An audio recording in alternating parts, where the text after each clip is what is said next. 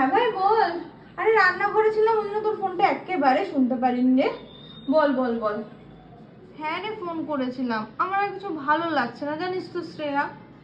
কেন রে, কি হলো? সব ঠিক আছে তো বাড়িতে? কিচ্ছু ঠিক নেই। মা সারাদিন শুধু বলে এটা কর ওটা কর সেটা কর। আমি যে এত বড় হয়ে গেছি, আমার একটু প্রাইভেসি টুকুনি নেই। আমাকে ঘরের দরজাটা পর্যন্ত আটকাতে দেয় না, তুই জানিস?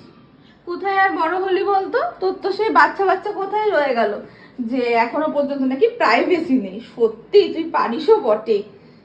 তুই আর কি করে বুঝবি বল? তুই তো এই সুযোগে বাইরে চলে গেছিস। যখন ইচ্ছা বেরোস, যখন ইচ্ছা ঢুকিস, যেখানে ইচ্ছে যাস। কারোর কথা শুনে তো আর তোকে চলতে হয় না। আর এদিকে আমায় দেখ, বসে থাকলে মা বকে, দেরি করে ঘুম থেকে উঠতে পারি না। এদিকে সারাদিন এটা কর ওটা কর সেটা কর। স্বাধীন জীবন চাই আমার একটু ভাই, স্বাধীন জীবন চাই। তোর তো স্বাধীন জীবন, তুই তো সব বলবি।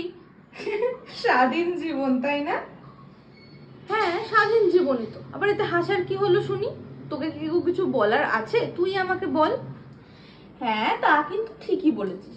একা থাকার যেমন কিছু পজিটিভ সাইড রয়েছে, যেমন নিজের মতন থাকা যায়, ভালোভাবে থাকা যায়, কিন্তু নেগেটিভ সাইডগুলো যবে থেকে জানবি না, তবে থেকে একা থাকতে ইচ্ছা করবে না। আর যাই হোক, হ্যাঁ, ওরকম স্বাধীন জীবনের জন্য একটু তো কম্প্রোমাইজ করতেই হবে। আর কি এমন খারাপ সাইড বল তো আমাকে, একটু শুনি আমি।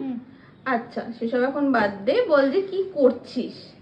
দেখলি কথা ঘোরাচ্ছিস তো, আমি তো জানতাম তোর কিছু বলার নেই। ঠিক আছে, আমিও না হয় বাদই দিলাম। ঠিক আছে, কি করছিস এখন তুই? এই বসেই আছি রে। আজকে বাবা ছুটির দিন, তাই মা সকালবেলায় লুচি আলুর চচ্চড়ি সবকিছু বানিয়েছিল, সেই খেয়ে দিয়ে সেই সবে একটু বসেছি। হ্যাঁ দাঁড়া। আরে পরশু জন্মাষ্টমী ছিল না, মা এক গাদা জানিস না তালের বড়া বানিয়েছে। তালের বড়া?